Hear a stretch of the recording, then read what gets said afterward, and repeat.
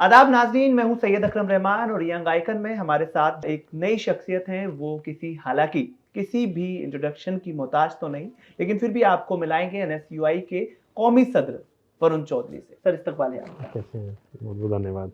वरुण भाई, कौमी सदर आप बनाए गए हैं।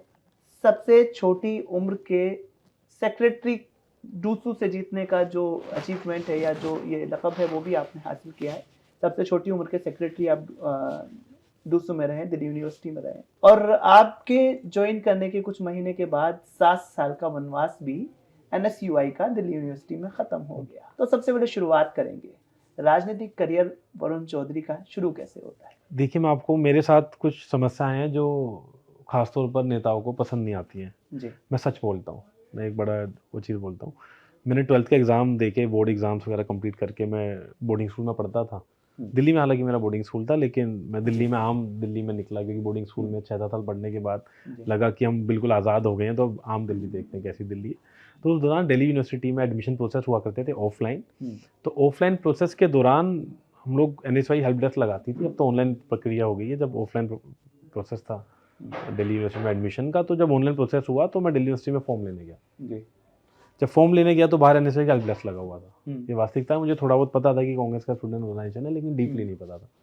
तो मैं गया, तो मैंने मुझे प्रॉब्लम्स आई फॉर्म को लेते वक्त, तो मैंने उनके पास गया कि यार मुझे फॉर्म भरने में आप हेल्प कर सकते हैं कि आपने मेरे हेल्प का बैच बना हुआ है। तो उन्होंने, मेरी बच्चों ने, वॉलंटियर्स ने हेल्प करी। अभी भी मैं वॉलंटियर्स को व्यक्तिगत जानता हूँ, मेरे साथ हैं वो एनएसयूआई में। तो मैंने फॉर्म भरवाया उन लोगों से, वास्तविकता है। साथ में और मेरे दोस्त लोग थे, उन्होंने फॉर्म भरवाया। फॉर्म भरवाने के बाद जब मेरी पूरी हेल्प हो गई, तो मैंने कहा ये तो बहुत एक ऐसा काम है जो नॉर्मल यूनिवर्सिटी एडमिनिस्ट्रेशन को हम ढूंढ रहे थे कि कोई टीचर अंदर कॉलेज में होता होगा वो हेल्प करेगा, लेकिन एक स्टूडेंट संगठन ने हेल्प करी, ऑर्गेनाइजेशन ने। तो वहाँ से मैंने एनएसयूआई से जुड़ाव बनाया। और फिर उसी साल मुझे, जब 3 दिन बाद उसी हेल्प डेस्क पे मैं बैठा हुआ था, तो मुझे लगता है तो बहुत अच्छा काम है। तो मैंने वो एनएसयूआई का हेल्प डेस्क ज्वाइन करा 3 दिन बाद, और जब से मेरी एनएसयूआई की शुरुआत हुई, फिर वो प्रक्रिया चलती रही कि 1 डेढ़ महीने 2 महीने में स्टूडेंट एक्टिविटीज मैंने करना शुरू करा दिल्ली यूनिवर्सिटी में। और उसी साल मुझे डूसू चुनाव लड़ने का मौका मिला गया। ये सब 2012 में 12 में हुआ। और 2017 साल की उस टाइम मेरी बहुत यंग था मैं। तो कई लोगों ने बोला कि यार इतना यंग है, इसके पास तो आगे चांस होगा, सब चीज़ थी। कुछ नेशनल मूवमेंट्स भी चल रहे थे हमारी पार्टी के अगेंस्ट 2012 में, आपको पता होगा। उस सब का माहौल था, लेकिन कहीं ना कहीं मेरे अंदर बात होती कि मैं फर्स्ट ईयर के जो स्टूडेंट्स हैं उनको अट्रैक्ट कर कर, उनकी बातें सुनकर, उनको क्या चाहिए, मुझे चुनाव लड़ना चाहिए। जो हमारा कुछ उस टाइम पे मैनिफेस्टो था, कुछ चीज़ें थी, यू स्पेशल बसेस को लेकर हमने कुछ वादे करे थे, काफ़ी सारी चीज़ें थी। हैंडीकैप जो स्टूडेंट्स हैं उनको लेकर रैंप बनवाने को लेकर कई सारी चीज़ें थी। उन सबको लेकर हमने मैनिफेस्टो था। मुझे पार्टी ने, एनएसयूआई ने चुनाव लड़ने का मौका दिया। उसका चुनाव लड़े और हम चुनाव जीते। ऐसी मेरी पॉलिटिकल जर्नी स्टार्ट हुई। चुनाव लड़े और 17 साल की उम्र में डूसू के सेक्रेटरी, सबसे छोटी उम्र में बन के सेक्रेटरी जो है वो आप डूसू के बने। अच्छा, आपने बात की कि कुछ वादे आपने चुनाव के दौरान किए, उन पर काम करना था, और यही सब वजह थी जिस वजह से आप इसमें इंटरेस्टेड हुए, स्टूडेंट पॉलिटिक्स में इंटरेस्टेड हुए। वॉलंटियर्स के तौर पर भी आपने काम किया। लेकिन एक इल्ज़ाम लगता है, जो कि दोनों पर लगता है, एनएसयूआई पर भी लगता है, एबीवीपी पर भी लगता है, कि कभी भी मैनिफेस्टो 100% तो बहुत दूर की बात है, हाफ मैनिफेस्टो जो चुनाव के दौरान वादे किए जाते हैं वो भी पूरे नहीं होते हैं। आप पे भी लगता है, खासकर हॉस्टल का मुद्दा एनएसयूआई भी मैनिफेस्टो में देती है, एबीवीपी भी मैनिफेस्टो। देखिए, मैं खाली डीयू की बात ना करूँ, मैं देश भर की बात करूँ, और भी जगह से यूनियन के इलेक्शन होते हैं, कई जगह मांग भी कर रहे हैं मेजर लेवल पे इलेक्शन देश भर में होने चाहिए। कि कहने के स्टूडेंट्स की आवाज़ आप देखेंगे, देश में बेरोजगारी, पेपर लीक जैसे इशूज़ हैं, तो आवाज़ दबी दबी महसूस हो रही है। मैं मानता हूँ अगर यूनियंस होंगी तो आवाज़ और मजबूती के साथ देश के सामने आएगी और सरकारों के सामने आएगी। जी। तो मैनिफेस्टो की मैं बात करूँ तो अपने समय का मुझे मैनिफेस्टो याद है। मैं आपके साथ बिल्कुल, आप लाइव डिबेट में मिलाना चाहें अगर किसी एबीपी को, किसी को भी, हमने 50% से ज़्यादा अपना मैनिफेस्टो वादा पूरा करा था। हमने यूथ फेस्टिवल की बात करी थी, हमने जॉब फेयर की बात करी थी, हमने यूथ स्पेशल बसेस की बात करी थी, और हमने, मेरा खुद का जो कॉलेज था रामगंज कॉलेज, उसमें हमने कहा था बिल्डिंग का फंड एलोकेट कराएंगे। उसी समय पे कुछ फंड्स भी एलोकेट हुए थे मेरे कॉलेज को, जहाँ मैं खुद पढ़ा था, रामगंज कॉलेज। आप जाकर देखेंगे उसमें ईयर में स्टोन भी लगा हुआ है, कौन सी ईयर में काम होना स्टार्ट हुआ। तो हमने तो 50% से ज़्यादा मैनिफेस्टो के वादे पूरे करे थे। उसके बाद की प्रक्रिया है, अब मैं आगे की बात करूंगा, तो मैं खुद इस चीज़ को लेकर बड़ा रहता हूँ कि वादा वही करा जाए तो पूरा कर सकूँ। आपने कहा कि क्योंकि सच बोलने की आदत है तो यही काम करता हूँ, तो क्या ये भी सच है कि वरुण चौधरी ने एनएसयूआई की जिम्मेदारी संभाली, डीयू से ताल्लुक रखते हैं, तो 7 साल का वनवास खत्म करने में कहीं ना कहीं मदद मिली? अभी जो एनएसयूआई के लोग हैं या कार्यकर्ता हैं या वॉलंटियर्स हैं डीयू में, देखिए, उनको भी हिम्मत मिली, और ये जो जीत है, ये जीत मैं बताता हूँ, इसकी प्रक्रिया शुरू कैसे हुई। राहुल गांधी जी ने बाहर न्याय यात्रा निकाली जी। डीयू के अंदर पूरे देश का बच्चा पढ़ता है, खाली दिल्ली का स्टूडेंट नहीं है, पूरे देश का स्टूडेंट है। और बार बार उन्होंने न्याय यात्रा के समय भी और बाद में भी, आपने देखा होगा हमारा यूथ मैनिफेस्टो भी आया था, 5 वादे हम लोगों ने करे थे, उसमें पेपर लीक की बात करी थी, गिग वर्कर्स की बात करी थी। तो कहीं ना कहीं जब राहुल गांधी जी ने यात्रा स्टार्ट करी, उसमें इलाहाबाद में आपको समय याद होगा पेपर लीक को लेकर बड़ा मूवमेंट चल रहा था, वो मजबूती से उनकी आवाज उठाई, बोला कि भाई ये बड़ा इशू है, सरकार को इसको सेंसिटिव तरीके से लेना चाहिए, छात्रों की आवाज उठनी चाहिए। और बार बार ऐसा होता है, नीट का मुद्दा हुआ, राहुल जी ने खुद नीट के स्टूडेंट से मिले, तो कहीं ना कहीं स्टूडेंट्स के अंदर भी ये फील आई कि हमारे लिए अगर कोई लड़ सकता है, कि हमारे सपने, जो हमारा खुद का एक सपना था उसको पूरा करने में कोई मदद कर सकता है, तो राहुल गांधी जी और वो कांग्रेस पार्टी कर सकती है। तो उसको लेकर भी, और उसके साथ साथ फिर हमारे एनएसवाई के जो पूरे देश भर के वॉलंटियर्स हैं और हमारी दिल्ली की यूनिट है, और मेरे खुद का भी ये बात तो सच है कि ड्यू का तजुर्बा है, तो कुछ चीज़ें हम लोगों ने भी बहुत बारीकी से नापी, और इसलिए हम दिल्ली यूनिवर्सिटी का छात्र का चुनाव 7 साल बाद जीते। जी, लेकिन एक तरफ जहां आप इसको एक जीत मान रहे हैं या कह रहे हैं कि 7 साल का वनवास एनएसयूआई का जो है खत्म तकरीबन हुआ है, 7 साल के बाद जो है वापसी की है। दूसरी तरफ भारतीय जनता पार्टी इसको फिक्स मैच की तरह बता रही है, कह रही है कि हमने भी 2 सीटों पर जीते, एबीवीपी इसको फिक्स मैच की तरह बता रही है, कह रही है कि हमने भी 2 सीटों पर वाइस प्रेसिडेंट और सेक्रेटरी की सीट पर जीते हैं, तो 2-2 से बराबरी हुई है, मुकाबला एक तरह से फिक्स मैच की नहीं, तरह आप मानेंगे प्रेसिडेंट तो प्रेसिडेंट होता है, आप जी। भी मानेंगे, और हमें, मुझे पर्सनली उम्मीद थी इस बार चार्जेस जीतने की, लेकिन जिस तरीके से आपने इल्जाम भी, मतलब आपने ये आरोप भी लगाया कि हमारे साथ जो है, मैं बताता हूँ आपको पूरी प्रक्रिया। दूसरा चुनाव शुरू हुआ जब इलेक्शन डेट अनाउंस होने के बाद से, आप देखेंगे इनके कितने सीनियर लीडर, चीफ मिनिस्टर से लेकर एमपीज कैंपस में घूम रहे थे। इनके जो आप देखेंगे एबीवीपी की आप लिस्ट निकाल के देखिए, पिछले 20 साल में जो एबीवीपी के दिल्ली के अंदर पदाधिकारी थे, आज जो दिल्ली यूनिवर्सिटी के अंदर प्रोफेसर है। प्रोफेसर के साथ साथ जो कॉलेज के इलेक्शन भी होते हैं, आपको पता होगा डीयू में कॉलेज में जो इलेक्शन कमेटीज बनाई गई हैं, उसके मेंबर एबीवीपी के लोग बनाए गए। तो कहीं ना कहीं पूरा जो इलेक्शन कमीशन था वो कॉम्प्रोमाइज था, उसके बावजूद हम चुनाव लड़े। बार बार इनकी जो प्रोक्टर थी, मैं उनका नाम आपको मुझसे ज़्यादा पता होगा, वो बार बार ड्यू एडमिनिस्ट्रेशन आता था, हमारे जो खुद के हैंडमेड पोस्टर सकते उन तक को फाड़ा जाता था, हमारे कैंडिडेट्स की गाड़ियाँ रोकी जाती थी दिल्ली पुलिस के द्वारा, हमारे कैंडिडेट्स को 1.5 घंटे रोका गया कैंपेन करने से। उसके बाद हमारे कैंडिडेट्स पर एफआईआर करी गई खुलेआम, आप देखेंगे किस तरीके से।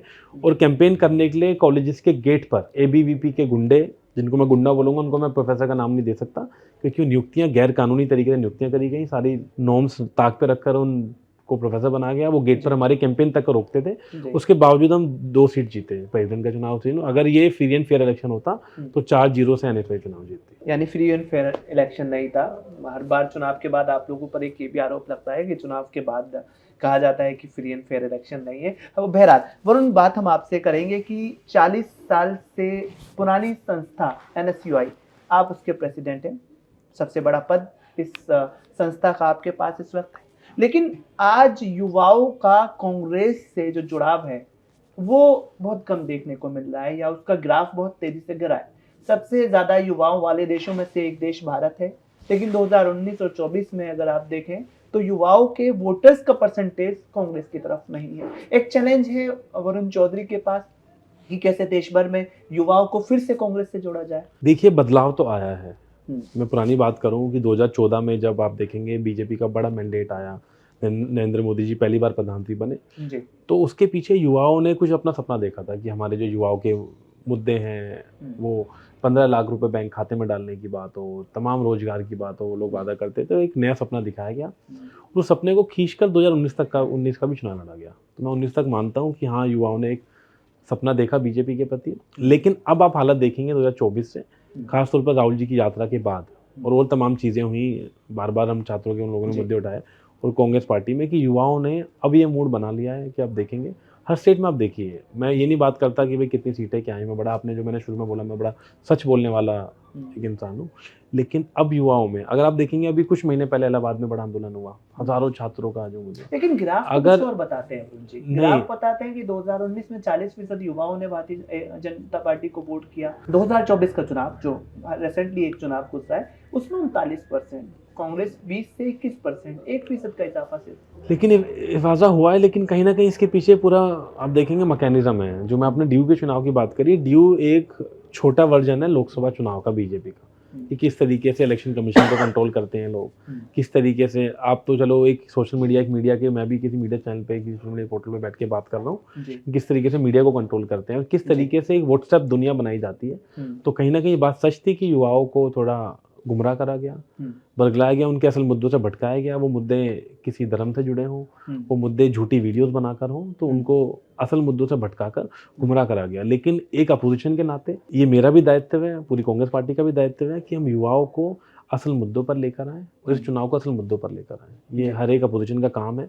तो मेरा भी बखूबी ये काम है कि मैं अगर एक अपोजिशन पार्टी के छात्र संगठन का मैं राष्ट्रीय अध्यक्ष हूँ, तो देश के तमाम छात्रों को उनके मुद्दों पर लेकर आऊँ और अपील करूँ कि वोट मुद्दों पर करी जाए, किसी और चीज़ पर वोट ना करी जाए। तो किस चीज़ पर वोट आज हो रही है देश में? देखिए, वोट का पैटर्न आपको मुझसे ज़्यादा पता था, लेकिन अब मुझे उम्मीद है कि छात्रों को, युवाओं का, अगर मैं बात हमेशा करंट की करता हूँ, पास की बात ना कर ये अलग बात है कि बीजेपी जो पार्टी है वो 70 साल, 80 साल, 50 साल पुरानी बातें करती है। हम कांग्रेस पार्टी से हम भविष्य की बात ज़्यादा करते हैं कि हम ये आपको ये चीज़ भविष्य की बात करते हैं, 2047 का विजन दिखा देना। 2047 का विजन आप मोदी जी की बात करेंगे तो हो सकता है वो 1970 की बात करेंगे और सीधा फिर 2045 और 55 की बात करेंगे। वो प्रेजेंट की और अभी कमिंग ईयर्स की बात कभी नहीं करेंगे। और कहीं ना कहीं, लेकिन अब मैं बताऊंगा, युवाओं में, छात्रों में बहुत बदलाव आया है। इसलिए यूनियन इलेक्शन और तमाम आप चीज़ें देखें तो अब बहुत बड़े लेवल पे बदलाव आने वाला है और इसका आगाज़ आपको आने वाले समय में दिखेगा। और 29 में तो मैं आपको बखूबी बताता हूँ, आप देखना, आप सड़कों पे जाओगे, आपको जो युवा साथी दिखेगा, छात्र दिखेगा, उसकी आप अपने कैमरे के, मैं ओपन आपको चैनल देके जा रहा हूँ, 29 के चुनाव में आप युवाओं के, छात्रों के क्लस्टर में जाना और आप उनसे बयान लेना, तो आपको खुद उनके मुँह से समझाएगा वो क्या चाहते हैं। 24 में भी हमने कुछ ऐसा सुना था 19 के दौरान कि 24 में चीजें बहुत बदलेंगी। 400 का नारा दिया था, हालांकि 240 पर रह गए, लेकिन एक मजबूत विपक्ष, मजबूत सरकार एक चला रहे हैं। बहरहाल विपक्ष भी एक मजबूत इस बार हुआ, लेकिन सरकार भी एक मजबूत चल रही है। नहीं, विपक्ष काफ़ी मजबूत हुआ, आप देखेंगे नंबर्स में काफ़ी इजाफा हुआ। मैंने आपको बोला, अगर अभी भी इलेक्शन कमीशन को और देश की मीडिया को आप 3 दिन तक निष्पक्ष कर दीजिए, आपको देश में समझ आ जाएगा देश में क्या हो रहा है। मैं तो ओपन ये चैलेंज देता हूँ, 3 दिन तक निष्पक्ष कर दें, किसी भी चुनाव में एक चुनाव निष्पक्ष तरीके से पूरा फ्री एंड फेयर करा दें। और खाली ईवीएम की बात नहीं है, पूरा इलेक्शन कमीशन आप देखिए किस तरीके से डीएम का रवैया आपको तमाम स्टेट्स में देखने को मिलेगा। किस तरीके से आपने देखा होगा, कई स्टेट में बीजेपी कंप्लेंट करती है, हमारे रूलिंग स्टेट में डीजीपी को तुरंत हटा दिया जाता है।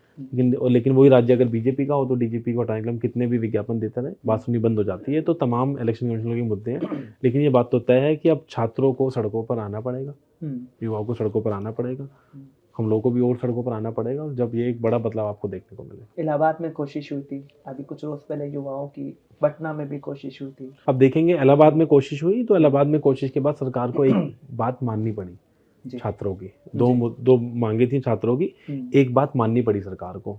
उसको लेकर भी अभी 3 दिन पहले हमने प्रदर्शन करा जंतर मंतर पर कि जब सरकार ने मांगे मान ली, उसके बाद वहाँ पे झूठी एफआईआर छात्रों पर क्यों करी जा रही है सरकार। भाई, एक छात्र आंदोलन हुआ इलाहाबाद में, उसके बाद उनकी मांग थी, 2 में से एक बात मांगी, तो ये तो सरकार ने बात मान ली कि आंदोलन वाजिब था। हमारे कॉन्स्टिट्यूशनल राइट है कि अगर हमारा कोई राइट दबाया जा रहा है तो उसके खिलाफ हम आवाज़ उठाएं, यह एक हक है हमारा। तो जब सरकार ने एक मांग मान ली तो कहीं ना कहीं ये तो माना कि वो प्रोटेस्ट एंटी नेशनल नहीं था, जो बार बार ये दावा कर देते हैं, हर एक मूवमेंट को एंटी नेशनल बनाने की कोशिश करती है सरकार। तो जब मांग मान ली तो बाद में आप देखेंगे तमाम हमारे भी पदाधिकारियों को उठाया गया और तमाम स्टूडेंट एक्टिविस्टों को उठाया गया, उन पर झूठी एफआईआर करी गई। वो एफआईआर ये दर्शाती है कि सरकार छात्रों से, युवाओं से डर रही है, और डर अब इस एफआईआर के माध्यम से वो बुखलाहट नजर आ रही है सरकार। डरने की बात भी लगातार इल्जाम ये भी होता है कि जो देश की मजबूत नेता है, या कहें कि भारतीय जनता पार्टी कहती है कि 56 इंच वाले मोदी जी हमारे पास हैं, उनको भी बात कहीं ना कहीं विपक्ष और खासकर कांग्रेस और राहुल गांधी जी कहते हैं कि डर रहे हैं, मोदी जी डर रहे हैं, मैं आपको डर बता देता हूं, से डर रहे हैं। लेकिन जब बात आती है विपक्ष संसद में बोलने की तो बड़ी मुखर आवाज।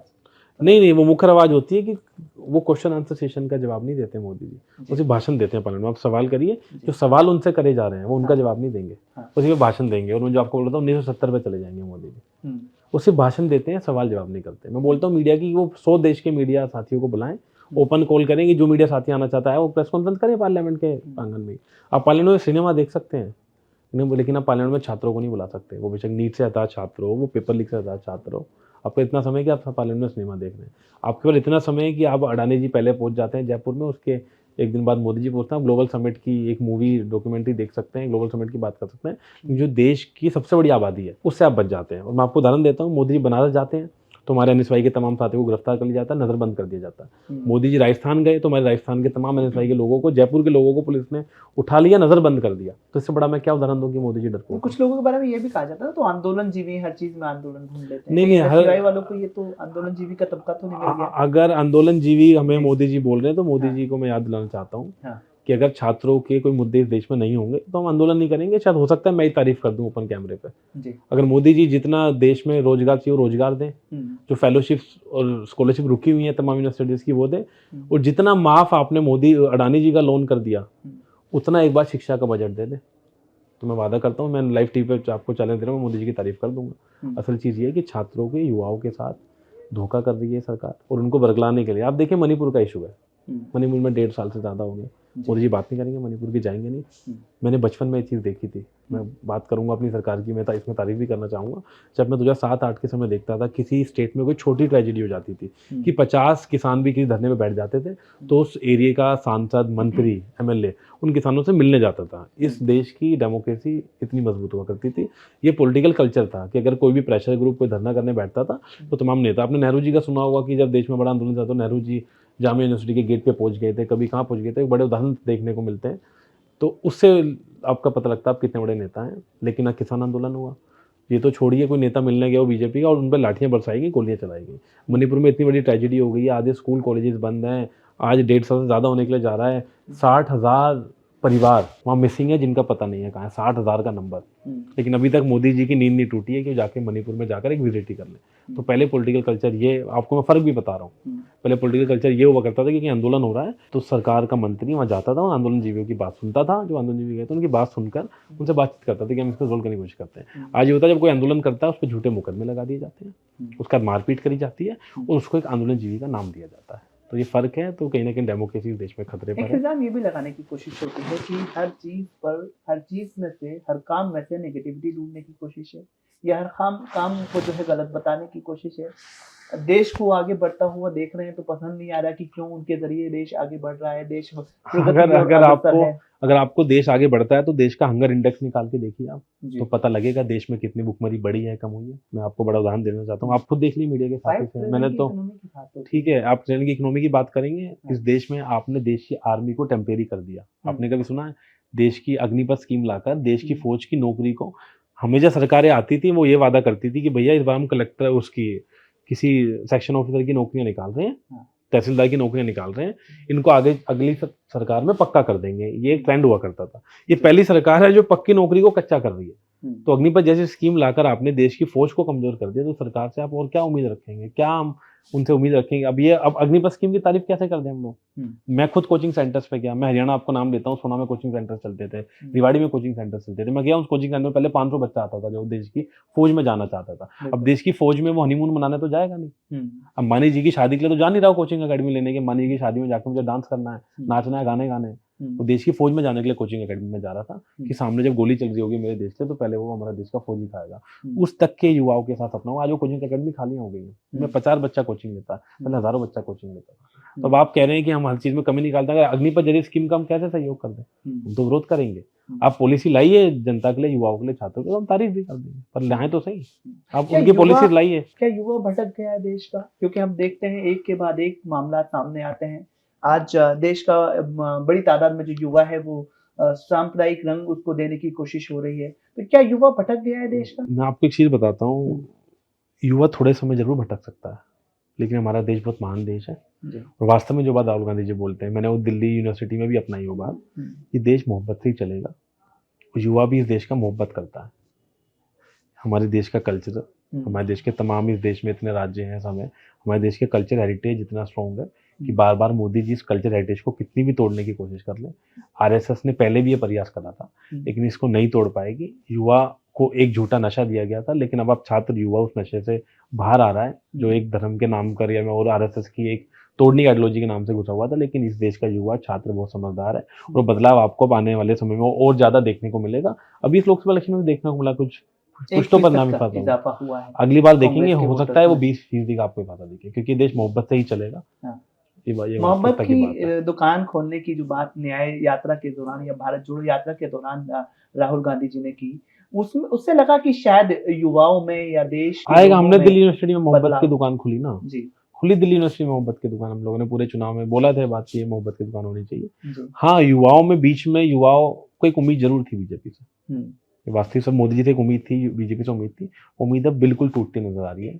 और आपको देखेंगे आने वाले समय में आपको और आंदोलन भी दिखेंगे और 29 के अंदर आपको एक बड़ा बदलाव भी देखने को मिलेगा। वरुण की क्या स्ट्रेटेजी होगी, किस स्ट्रेटेजी पे काम करेंगे, क्योंकि दिल्ली में भी चुनाव है, दिल्ली से आपका ताल्लुक है, और दिल्ली में 2 चुनावों में जो स्थिति कांग्रेस की रही है वो बहुत शर्मनाक रही है।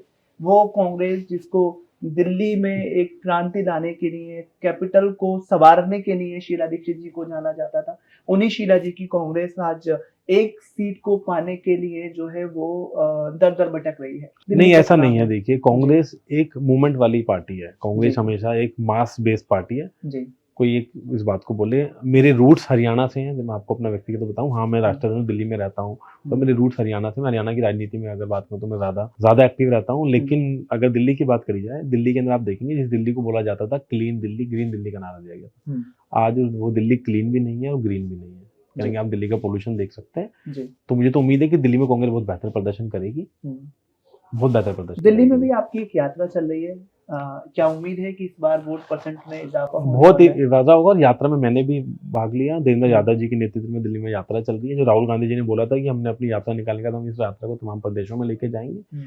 तो मुझे वास्तव में उस यात्रा से फायदा होगा, और फायदा नुकसान से बढ़कर मैं आपको बताऊं, कांग्रेस पार्टी का हमेशा से विचार रहा है, हमारी पार्टी का यही फर्क है हमारे बीजेपी के अंदर, हम हर चीज पर फायदा नुकसान नहीं देखते।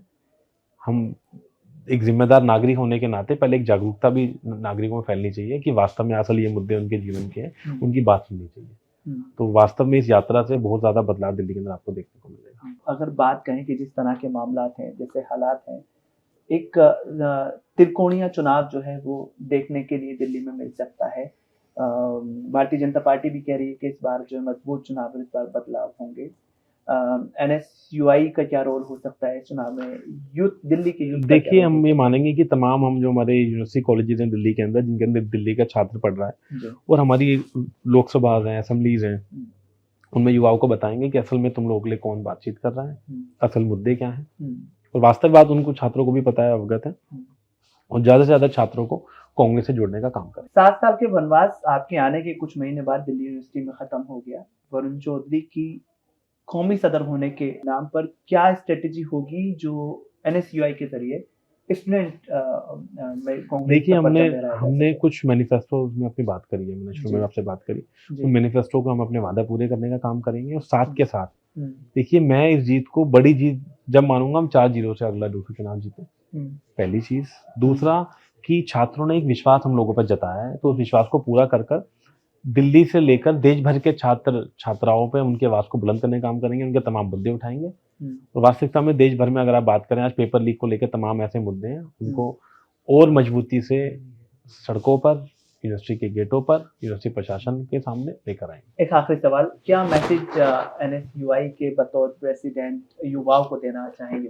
देखिए, मैं देश के छात्र और युवाओं को एक ही मैसेज देना चाहता हूँ कि जो हमारा एक कांग्रेस का छात्र संगठन है NSUI, इससे आके जुड़े। अगर आपको MLA, MP, मिनिस्टर बनना है तो बहुत अच्छा संगठन है, लेकिन अगर आपको एक बेहतर इंसान बनना है तो उसके लिए सबसे बेहतर संगठन है। अगर आप हमारे संगठन में जुड़ेंगे तो आप कुछ बने ना बने, आप एक बेहतर इंसान जरूर बन जाएंगे। मैं मानता हूँ अगर आप बेहतर इंसान बनेंगे तो पहले आपको बेहतर इंसान बनना चाहिए, बेहतर इंसान बनकर आप लाइफ में सब कुछ अचीव कर सकते हैं। शुक्रिया वरुण जी, हमसे बात करने के लिए बहुत बहुत शुक्रिया आपका। तो नाजरीन, इस हफ्ते हमारे साथ इस खास मुलाकात में, इस यंग आइकन के इस खास शो में NSUI के कौमी सदर वरुण चौधरी जी।